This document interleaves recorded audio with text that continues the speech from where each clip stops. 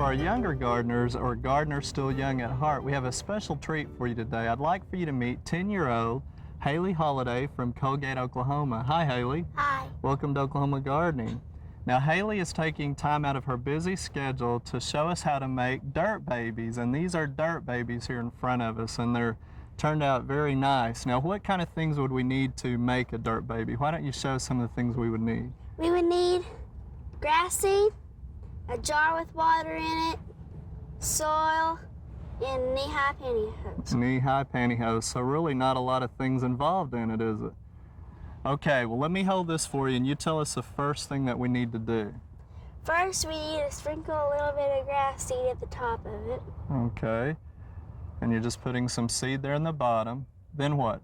And then we need to take some soil Okay. and put it in the knee-high hose until it makes a ball at the top like a head. Okay, so just a few handfuls. And then I'm going to hand it to you and let you do the rest of it there. Next, we need to tie a knot at the end of the pantyhose.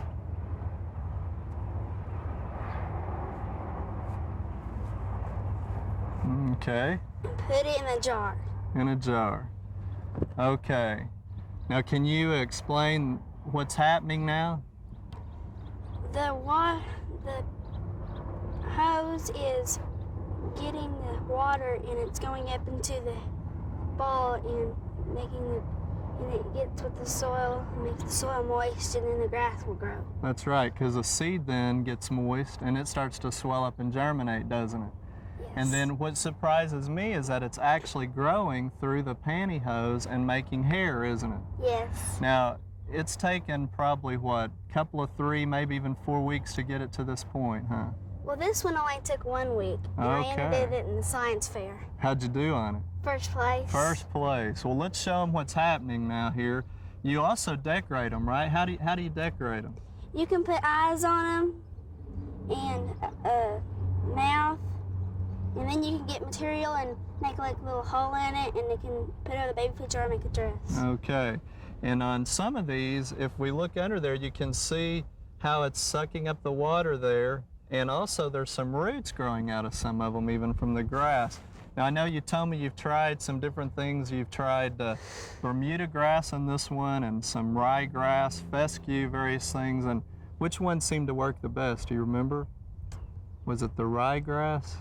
The annual ryegrass? It was the ryegrass. It worked best for you, didn't it? So you can see, now you've even personalized it, haven't you? By giving them some names. What's the name of a couple of them? This is Dee Dee and Donna, and that's Denise, Diana, and Debbie. Okay, now when you started getting them to germinate, where do you have them at home? Do you have them in a windowsill or what? We have them on our back porch. On a back porch, because they need a little bit of light to grow. Now, have you given any of them a haircut or anything yet? No, we were going to give this one a haircut last night, but we decided not to. Now, have you had to cut through the stockings any to let it grow through there? Yes, because the hair gets stuck under there and you have to cut the pantyhose so the hair can grow out. Okay, and then some of it grows out all by itself, huh? Well, listen, we sure do appreciate you sharing this idea with us. You learned it, I think, at a Girl Scout camp, right? Yes. Okay, well, thanks for coming up and joining us. I think a lot of people enjoy that, and congratulations on the science fair. Thank you. We hope you've enjoyed this classic from the Oklahoma Gardening Vault. Remember, even though these tips and techniques are timeless, there's always something new to learn in the world of gardening. By subscribing to both Oklahoma Gardening and OK Gardening Classics, you'll have access to a wealth of gardening knowledge, both classic and contemporary.